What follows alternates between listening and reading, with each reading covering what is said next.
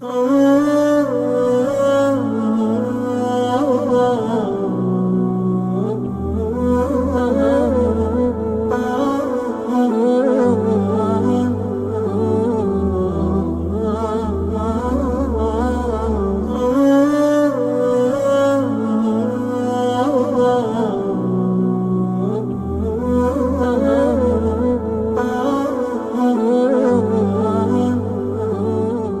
الله الرحمن الرحيم. الحمد لله رب العالمين، والصلاة والسلام على خير خلقه محمد وعلى آله وصحبه ومن تبعهم بإحسان إلى يوم الدين. أما بعد،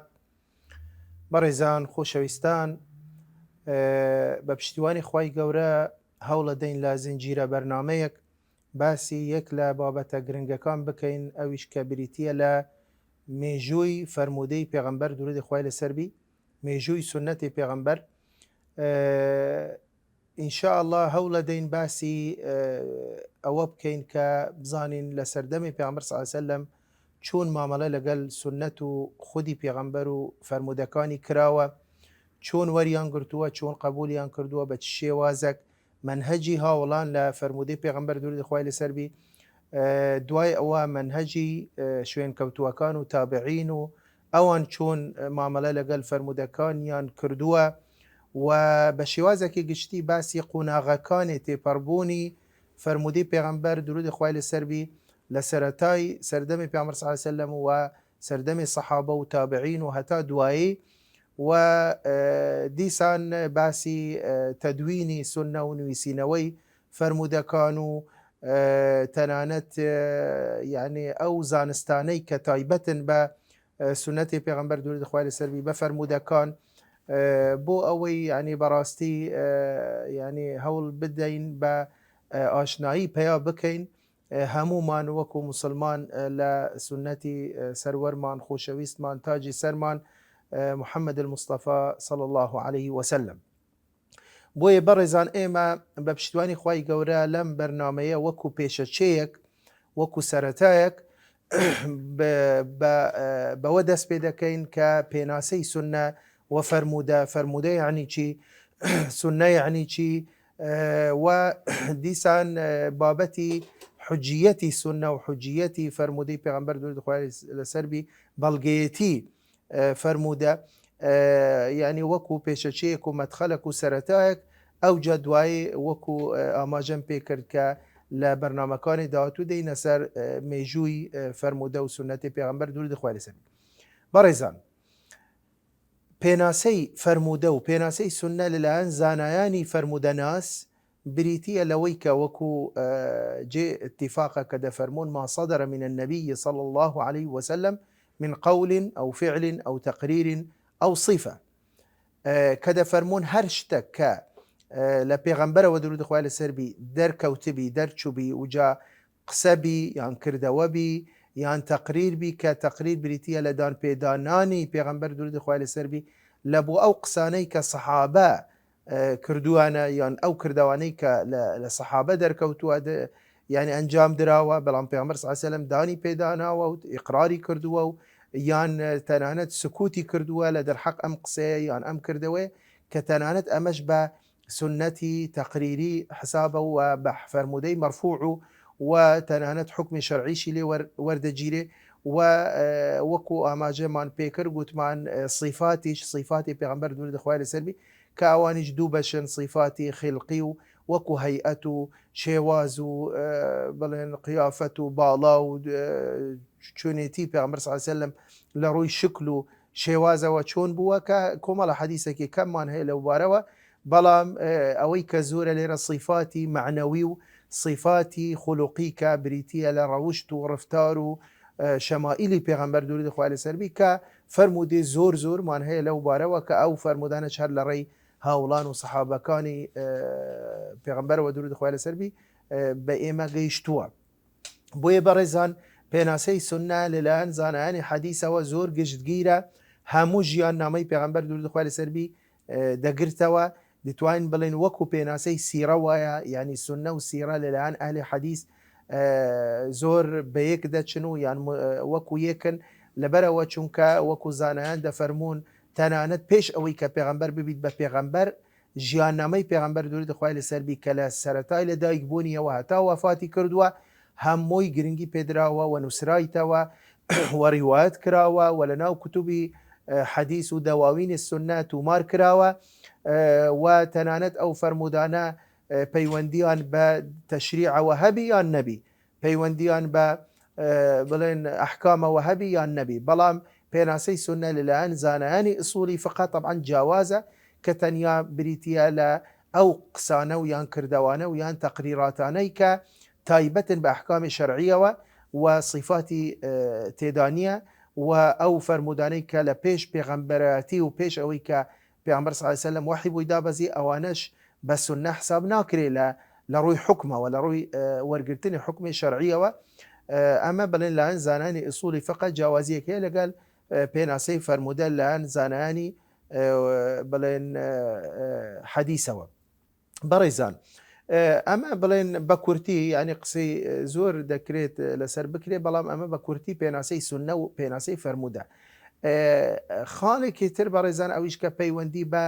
حجیەت و بەڵگەیەتی سونەتی پێغەمبەر درود خوای لەسەر بی. لێرە بەڕاستی بەڕێزان یعنی ئەو بڵێن ئەگە بین تەماشە بکەین زانایانی ئیسلام لە سەردەمی پێغەمبەرەوە صلی الله علیه وسلم و دوای تریش یعنی لە هیچ سەردەمێک زانایان هیچ اختلاف و ڕای جیاوازیان نەبووە لەسەر حجیەت و بەڵگەیەتی سونە و بڵێن فەرمودەکانی پێغەمبەر صلی الله علیه وسلم بە ئەمە شتێکی بڵێن بەڵگەنەویست و بڵێن مسلمە بەڕاستی، بەڵام یعنی کە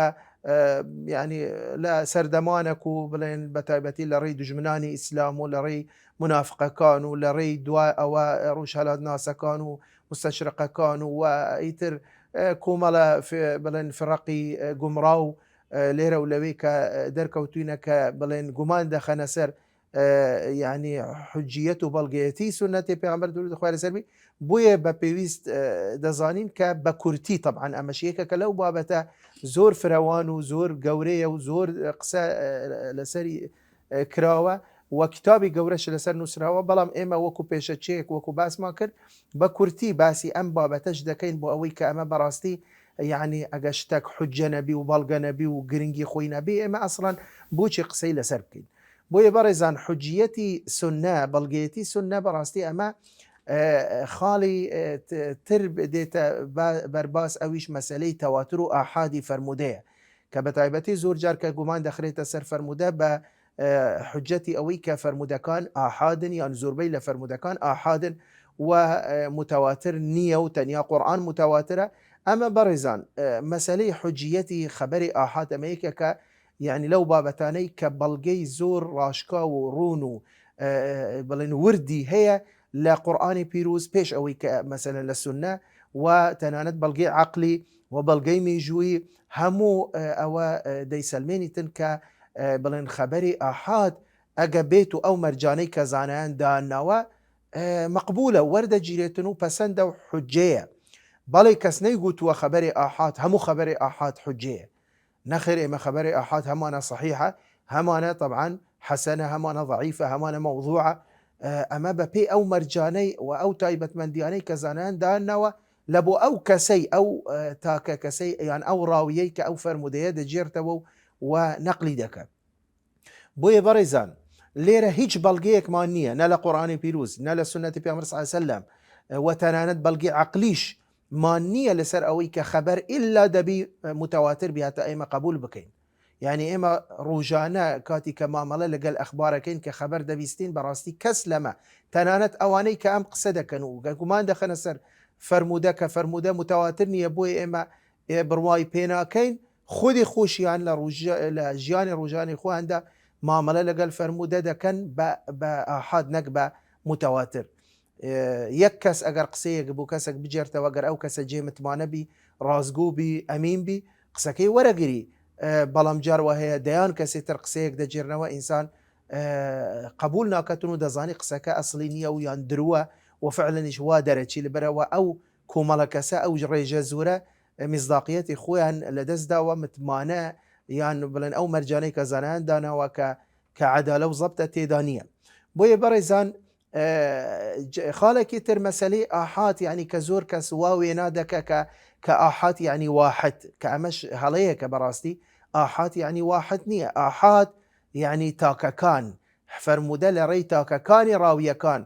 کە گوازرابیتەوە. ئەویش کە ئێمە سێ بەشمان هەیە کە فەرموودەی مەشهورمان هەیە، فەرموودەی عەزیزمان هەیە، فەرموودەی غەریبمان هەیە. و طبعا فەرموودەی مەشهور بەلای کەمەوە سێ ڕاوی ڕیوایەتیان کردووە لە هەر طبقەیەک لە طبقاتی سەنەد، یعنی بەلای کەمەوە سێ کەس، جاروهەیە زیاتریش بەس نەگەشتە ئاستی تەواتر. فەرموودەی عەزیز دوو کەسە، تەنیا فەرموودەی غەریبمان هەیە کە فەردی پێدەگوترێت کە تەنیا یەک کەسە لە طبقەیەک لە طبقاتی سەنەد ڕیوایەتەکە. و طبعا زۆربەی زۆری فەرموودەکان لە نەوعی مەشهورن، ئەمە خاڵێکی گرنگە، لە نەوعی مەشهورن کەواتە مەشهور وەکو گوتم بەلای کەمەوە سێ یان زیاترش، کەواتە ئاحات معناوە نییە کە واحدە. زۆربەی زۆری فەرموودەکانی پێغەمبەر صلی الله علیه وسلم کە ئاحادن لە ئاستی مەشهورن و بەناوبانگن و بڵێن سێ کەس یان زیاتر ڕیوایەتیان کردووە لە هەر طبقەیەک، بەلکو طبقاتی تر لەوانەیە زۆر لەو ڕێژە و ژمارەیە زیاترچیان. وەکو گوتم تەنیا حەدیثی غەریبمان هەیە و حەدیثی غەریبیش ئەمانە کەمن، ڕێژەیان کەمە، ئەوانەی کە زانایان بڵێن با صحیحیان حساب کردووە، بەلکو زۆربەی زۆری ئەو حەدیثانەی کە غەریبن و فەردن زانایان بە ضەعیفیان لە قەلەمدا و وەڕەتیان کردەوە. و تەنانەت قاعیدەیەکیان داناوە کە دەفەرمون الغەرابەة مەظەنەة الضەعف، یان التەفەڕد مەظەنەة الضەعف، کە جێگومانە، یعنی لەبەرەوە حتمما جێگومانە تەنیا یەک کەس ڕیوایەت بکە حەدیثێک لە کاتێککە مەجالس و مەدارسی حەدیث هەبووە و ڕێژەیەکی زۆر دەهاتن لە مەجلسانە دادەنیشتن و فەرموودەکانیان وەردەگرت. بۆیە بەڕێزان ئێمە ئەگەر باسی گرنگی فەرموودە بکەن، فەرموودە بکەین یان بەڵگەیەتی و حجیەتی فەرموودە، یعنی ئێمە جارێک پێش هەموو شتێک لە قورئانی پیرۆز، یعنی ئەو کەسانەی کە بڵێن ادعای ئەوە دەکەن کە ئێمە بڕوامان بە قورئان هەیە یان تەنیا ئیکتیفا بە قورئانەکەین، کاکە ئێمە دەیان و بەلکو لەوانەیە سەدان ئاەتی قورئان فەرمان بە ئێمە دەکە کە ئێمە بەڕاستی دەبی ئیمان و بڕوامان بە سونە هەبی،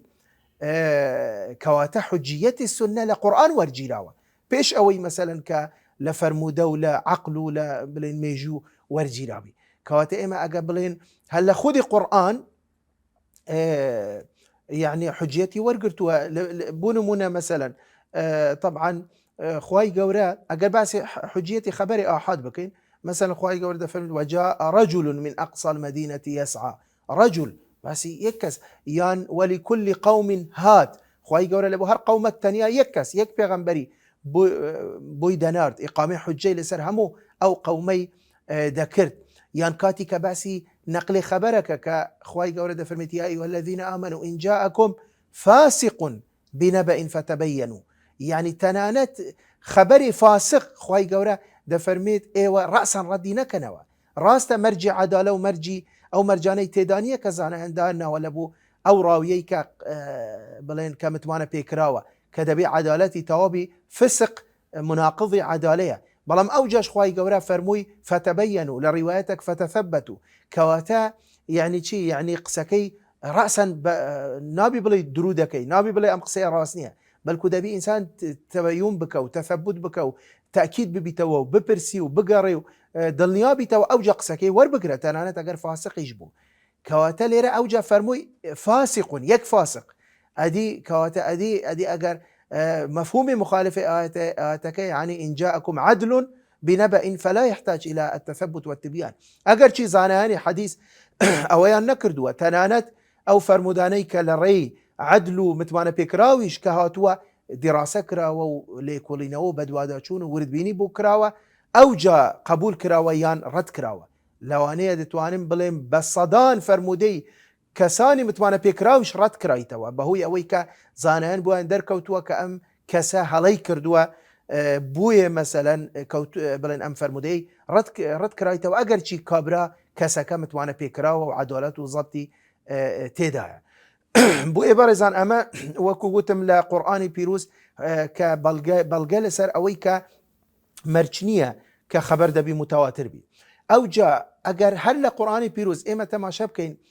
بە دەیان ئاەت خوای گەورە فەرمانەکە بە موسڵمانان کە دەبی موسڵمان بە شوێن پێغەمبەر بکەوی درودی خوای لەسەر بی.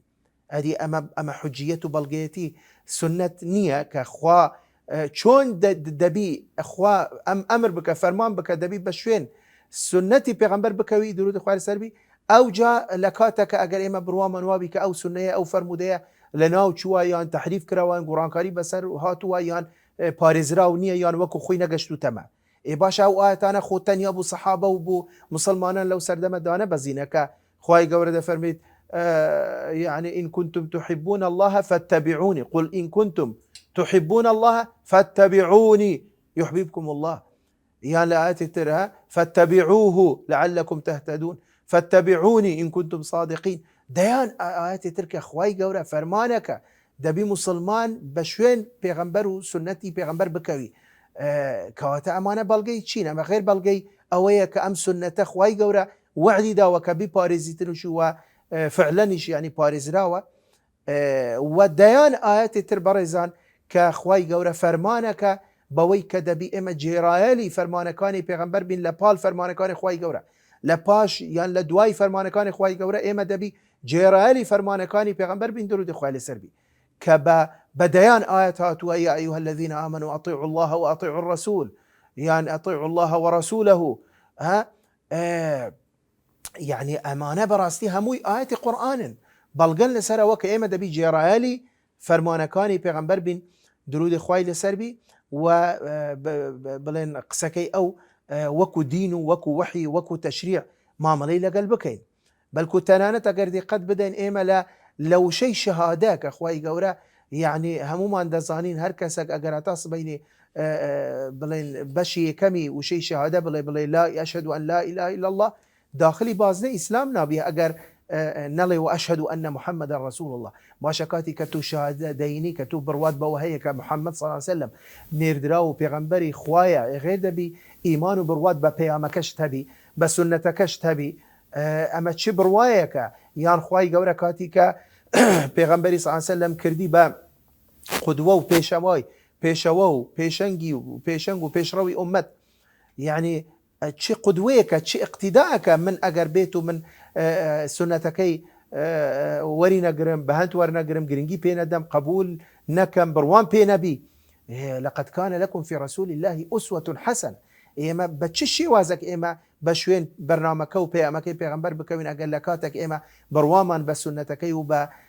فەرمودەکان و بە بڵێن حەدیسەکانی نەبی. بۆیە بەڕێزان چەندین بڵێن ئاەتی ترمان هەیە کە خوای گەورە بڵێن باسی ئەومان بوو دەکە کە بەڕاستی ئێمە دەبی ڕازی بین بە حکمی پێغەمبەر درودی خوای لەسەر بی، بە قەزای پێغەمبەر درودی خوای لەسەر بی. تەنانەت لە ئاەتێک خوای گەورە سون دەخوت بە گەورەیی و وەزاتی گەورەی خۆی کە دەفەرمێت فەلا وەڕەبیکە لا يؤمنون حتى يحكموك فيما شجر بينهم ثم لا يجدون في أنفسهم حرجا مما قضيت ويسلموا تسليما. كأما براستي يعني زور حرشيكي گەورەیە بۆ ئەو کەسانەی کە بەڕاستی رازینین بە حکمی پێغەمبەر صلی الله عليه وسلم. لێرە نەیفەرموو بە حکمی خوا رازینین بە حکمی خوا، نه تەنیا يحكموك يعني يحكموك يا رسول الله صلى الله عليه وسلم. خوای گەورە سون دەخوت بە ذاتی گەورەی خۆی کە ئەو کەسە ئیمانی نییە بڕوای نییە ئەگە بێت و چ بکە بە حکمی تو رازی نەبی بە قەزای تو رازی نەبی. دوای دەفەرمێت ثم لا يجدون في أنفسهم حرجا مما قضيت ويسلموا تسليما. تەنانەت ئەم نەک دەبیت بە ڕووکەشی رازی بی بە حکمی پێغەمبەر صلی الله عليه وسلم،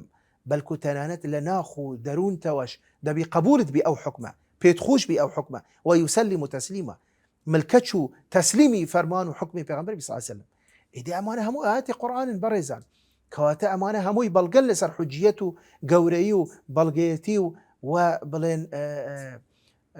حجیەتی سنە. کۆمەڵە ئاەتی ترمانە خوای گەورە هەڕەشە لەوانە دەکە کە بێئەمری پێغەمبەرەکەن کە بێئەمری فەرمانەکانی پێغەمبەرەکەن صلی الله عليه وسلم. فليحذر الذين يخالفون عن أمره عن أمر رسول الله صلى الله عليه وسلم أن تصيبهم فتنة أو يصيبهم عذاب أليم. ئەوانە با زۆر بترسن با ئاگان لە خۆیان بی کاتی کە فەرمانەکانی پێغەمبەر صلی الله عليه وسلم پێشێلەکەن کە بێئەمری پێغەمبەرەکەن صلی الله عليه وسلم کە بە شوێن پەیامەکە و بەرنامەکەی ناکەون بۆ ئەوەی کە بەڕاستی فتنەیەکی گەورە یان عەزابێکی سەخت خوای گەورە بۆیان دەنێری. ئەوانە هەمووی بەڕێزان بەڵگەن لەسەر ئەمانە هەمووشی لە قورئانن کەواتە حجیەتی سنە پێش هەموو شتێک لە قورئان وەرگیراوە. وەکو باسم کرد ئەمانە چەند ئاەتەکن دەیان و سەدان ئاەت و سەدان نمونە هەیە ئێمە ینی ئیکتیفاکەین بەوەی کە ئەوەی لە قورئان ئاماژەمان پێکرد. ئەگە بینە سەر سنەتی پێغەمبەر درودی خوای لەسەر بەڕێزان یعنی دیسان ئێمە لەوانەیە بڵین سەدان ئاەتمان هەیە کە پێغەمبەر صلی الله علیه وسلم ئەمرەکە کە دەبی بەڕاستی ئێمە بڵین تەنیا نەک تەنیا قورئان بل إن تركت فيكم ما إن تمسكتم بهما لن تضلوا بعدي أبدا كتاب الله وسنتي كبيعمر صلى الله عليه وسلم فرموي من دوشتم لدواي خون بجهشتوا هر كسك لئي وكا وري دقري وقبولي دكا وإيشي بيدكا جيب جيدكا أما بهش وزا قمرانابي نيفر متنيا قرآن نيفر متنيا بلن قسي خواي قورنا فرموي كتاب الله وسنتي بواضحی بەڕوونی بەڕاشکاوی. دوایش بەڕێزان کە ئەگە وەکو گوتمان مەسەلەی حجیەتی خەبەری ئاحاد کە بڵێن وڵا لەبەرەوە فەرمودەکان ئاحادن باشە ئێمە گوتمان لە قورئان ئەو هەموو ئاەتانە بەڵگەن لەسەر ئەوە کە خەبەر دەبی یعنی با ئاحادیش بی بەس گرنگ وایە ئەو کەسەی کە دەجێرتەوە متمانە پێکراوبی و هیچ بەڵگەیەکمان نییە لە قورئان کە دەبی خەبەر ڕێژەیەکی زۆر بجێرتەوە هەتا ئەمە حجەبی بەلکو بە پێچەوانەوە لە قورئان هەمانە یعنی دەیان ئاەتمان هەیە باسی ئەومان بوو دەکە کە زۆر جار زۆرینە لەسەر باتڵە و ئەکثەرهم للحەق کاریهون کە ئەگە بڵێن تەواتر لەبەرەوە زۆرینەیە ڕیوایەت و جەمع عن جەمع ئێدێ باشە ئەمە مەرج نییە هەموو جار ئەم جەمعە لەسەر حەق بی و ئەکثەرهم للحەق کاریهون ولكن أكثر الناس لا يعلمون ولكن أكثر الناس مثلا هم الكاذبون وديان آيات وقليل من عبادي الشكور وإن تطع أكثر من في الأرض يضلوك عن سبيل الله كواتا أوانا هموي بلغن لسرا وكا مرشنير يعني كومالا خلقك زور قسيك بجيرتا واتا أمجي قبول بي وإما لجياني روجاني خومان دا زور جار خبرك دا بيستين ديان سرچاوا وكنالو سايتو أوانا أو جال آخيري درجي أصل أساسي نية أم قسيه ودروا وحقيقتي نية کەواتە بەلکو جاریش وا هەیە تەنیا یەک کەس قسەیەکت بوو دەجێرتەوە 100% دڵنیایی لەوە کە ئەم قسەیە ڕاستە لەبەرەوە تو متمانەیەکی تەواوت بە سەرچاوی ئەم خەبەرە هەیە بە کەسایەتی ئەم کەسە هەیە بە ڕازگۆیی و بە دینداری و بە عەدالەت و زەبطی ئەم کەسە هەیە بۆیە تەسلیمە بی لە بۆ قسەکەی و قبولەکەی و وەری دەگری بەبێ ئەوەی مەسەلەن کە هیچ دوودڵیەکت لەناو دڵدا هەبی ئەگەرچی ئەم کەسە کەسەش تاکە کەسە واحدە بەڵام ئەدی کاتە ئێمە لە ڕۆژانی